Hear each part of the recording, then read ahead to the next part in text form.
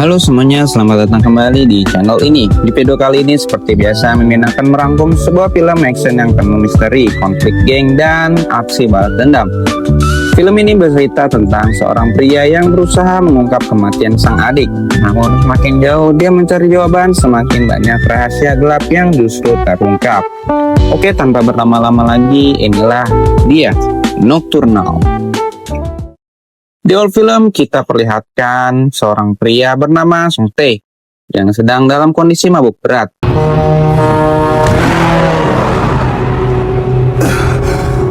Dia berjalan menuju sebuah tempat karaoke. Sesampainya di sana kita bertemu dengan seorang wanita bernama Monyong, kekasih Song Tae. Dari ekspresinya Monyong terlihat sangat ketakutan, seolah sedang menghadapi sesuatu yang buruk. Di waktu yang bersamaan, terjadi sebuah kejadian tragis tanpa tahu penyebabnya. Keesokan harinya, seorang pria bernama Joko, kakak Song Tae, mendapatkan pesan suara dari sang adik. Dalam pesan tersebut, Song Tae sempat curhat sesuatu kepada kakaknya. Namun sayang, saat itu Joko justru mengabaikannya. Namun setelah Song Tae tidak bisa dihubungi lagi, Joko mulai merasa khawatir. Terlebih lagi, sebelum menghilang, Joko sempat mengirimkan sejumlah uang kepada pasangannya. Joko pun segera mendatangi tempat tinggal Song Tae untuk mencari tahu apa yang sebenarnya terjadi.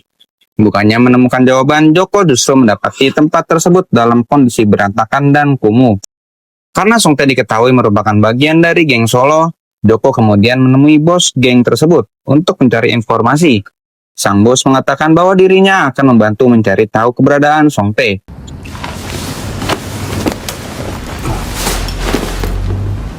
Karena masih belum mendapatkan jawaban yang jelas, Joko kemudian mendatangi geng rivalnya, yaitu geng Naga Hitam. Joko ingin bertemu dengan bos mereka, namun anak buah Kang Ho mengatakan bahwa bosnya sedang sibuk dan tidak bisa ditemukan. Joko pun terpaksa pergi tanpa mendapatkan informasi apapun. Keesokan harinya, sebuah penemuan mengejutkan terjadi. Seekor anjing menemukan mayat yang tergeletak di sungai. Informasi tersebut akhirnya sampai ke telinga Joko dan betapa terpukulnya dia ketika mengetahui bahwa mayat tersebut ternyata adalah tubuh adiknya sendiri.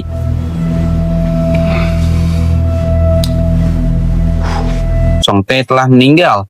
Joko kemudian dimintai keterangan oleh seorang detektif bernama Park yang sedang menyelidiki kasus kematian tersebut. Namun Joko hanya memberikan jawaban seadanya dan ingin segera pergi.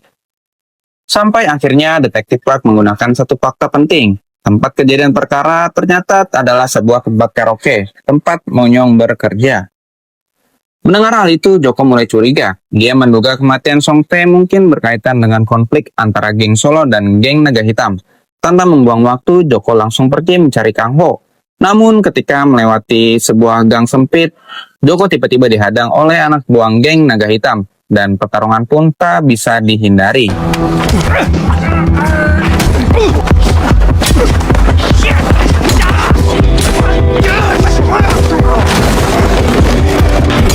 Saat Joko sedang menghadapi mereka, seorang pria bernama Buyung datang dan membawanya pergi. Buyung ternyata merupakan anggota geng Solo. Dia kemudian mengantarkan Joko menemui Kang Ho. Ketika Joko menanyakan kematian Song Tae, Kang Ho justru memberikan jawaban yang membuat Joko semakin curiga. Menurutnya, Joko seharusnya menanyakan semuanya kepada Monyong. Setelah itu, Joko berada di sebuah tempat mie ayam Teh Ica. Lalu tidak lama kemudian, Buyung membawa informasi baru. Polisi ternyata mulai mencurigai Monyong sebagai pelaku pembunuhan Song Tae. Namun, Joko tidak percaya begitu saja. Di tengah penyelidikan tersebut, muncul seorang pria yang kita sebut saja Ujang. Ujang datang ke tempat Teh Ica dan memesan makanan. Setelah itu, dia tiba-tiba bertanya apakah Teh Ica mengenal Monyong. Ya, pertanyaan tersebut membuat Joko dan Buyung langsung curiga. Joko kemudian diam-diam mengikuti Ujang dan benar saja, Ujang ternyata pergi ke tempat tinggal Song Tae dan Monyong. Namun saat Ujang menyadari bahwa Joko sudah berada di belakangnya, suasana langsung memanas.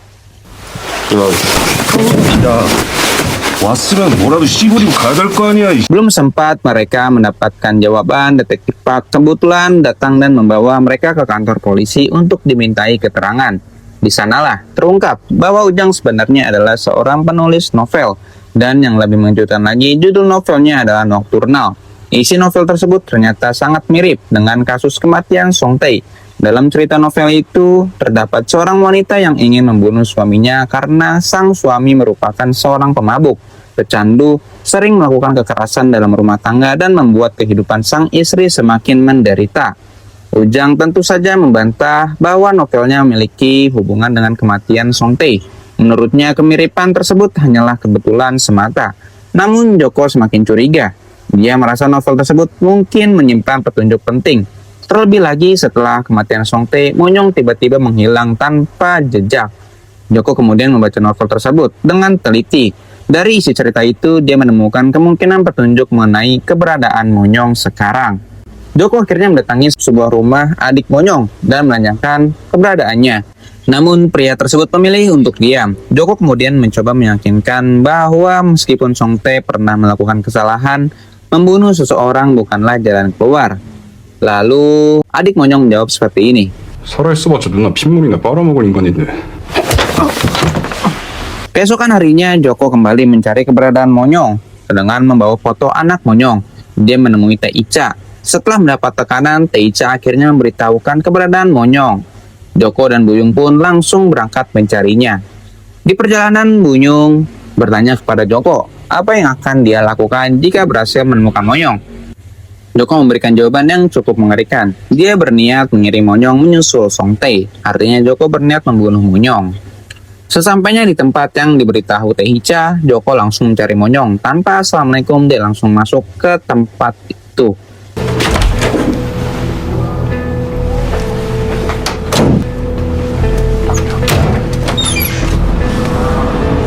Namun dia tidak menemukan siapapun. Sampai akhirnya Joko menyadari bahwa wanita yang duduk di sudut ruangan bersama seorang anak ternyata adalah Monyong. Joko langsung mengejarnya. Namun karena suasana kota yang ramai, Monyong berhasil melarikan diri. Joko akhirnya kembali pulang. Malam harinya, Joko terus memikirkan isi novel yang telah dibacanya. Dan tiba-tiba dia menyadari sesuatu.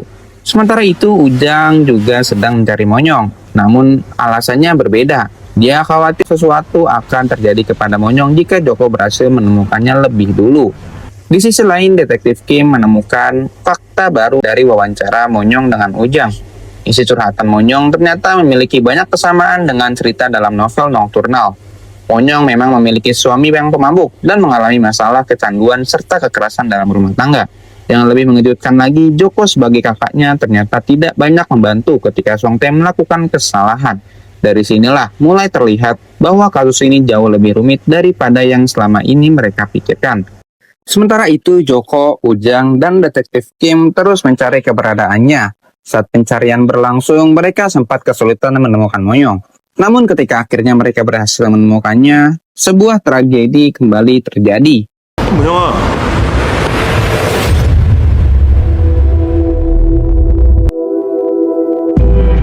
병규야! Ya, Buyung tiba-tiba menyerang dan menusuk Monyong. Joko sangat terkejut. Dia sama sekali tidak menyangka kejadian tersebut akan terjadi.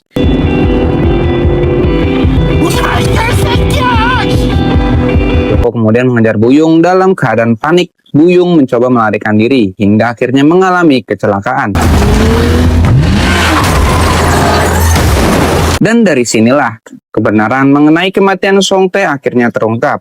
Ternyata Monyong bukanlah pembunuh Song Tae. Jauh sebelum Song Tae meninggal, dia berada di sebuah ruangan karaoke sambil menangis dan meminta maaf kepada bos geng Solo. Song Tae ternyata telah melakukan kesalahan terhadap anak seorang CEO yang bekerja sama dengan geng Solo. Masalahnya, anak CEO tersebut berniat melakukan sesuatu kepada Monyong. Song Tae berusaha melindungi Monyong dan akhirnya terlibat masalah besar. Karena CEO tersebut menemukan rekan bisnis penting bagi sang bos, Song Tae dianggap telah membuat masalah yang tidak bisa dimaafkan.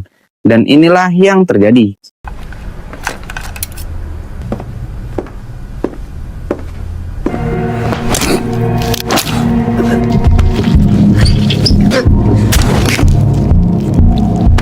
Song Tae dibunuh. Yang lebih mengerikan lagi, Monyong menyaksikan semuanya. Sang bos bahkan dengan santainya bernyanyi dan memerintahkan Monyong untuk membersihkan darah Song Tae. Setelah itu, Monyong diancam. Dia diperintahkan untuk pergi sejauh mungkin. Jika tidak, Monyong dan putrinya akan dibunuh. Dalam kondisi tertekan dan ketakutan, Monyong tidak punya pilihan selain menurut. Setelah mengetahui kebenaran tersebut, Joko pergi ke rumah sakit untuk melihat kondisi Monyong. Namun ketika sudah berada beberapa langkah dari tempat Monyong dirawat, Joko memilih untuk tidak masuk ke dalam. Dia pergi begitu saja dengan membawa dendam yang semakin besar. Keesokan harinya, Joko terlihat berada di tepi laut. Dia minum sendirian sambil mempersiapkan dirinya untuk menghadapi bos geng Solo. Namun tidak lama kemudian, salah satu tangan kanan sang bos datang menghampiri Joko dan menanyakan maksud kedatangannya. Tanpa banyak omong, ini dia yang terjadi. Dan pertarungan pun tak terhindarkan.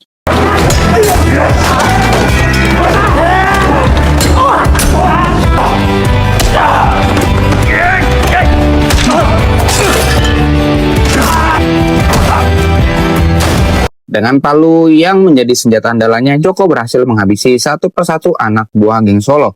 Setelah semuanya dikalahkan, Joko akhirnya berhadapan langsung dengan sang bos. Berbeda dengan Joko yang datang dengan penuh amarah, sang bos justru terlihat sangat santai. Kemudian dia mengatakan sesuatu yang membuat Joko semakin murka. 그러게. Hanya dengan satu pukulan palu, sang bos akhirnya tewas. Setelah semuanya berakhir, Joko berdiri dengan wajah penuh darah. Dia kemudian menelpon detektif Kim, dan film pun berakhir. Pada akhirnya, Joko berhasil mengetahui siapa yang sebenarnya bertanggung jawab atas kematian sang adik. Namun, semua kebenaran itu harus dibayar dengan kehilangan, kekerasan, dan dendam yang panjang. Kalau kalian suka video recap film seperti ini, jangan lupa bantu like, subscribe, dan nyalakan lonceng notifikasinya supaya kalian nggak ketinggalan rekap film menarik lainnya. See you!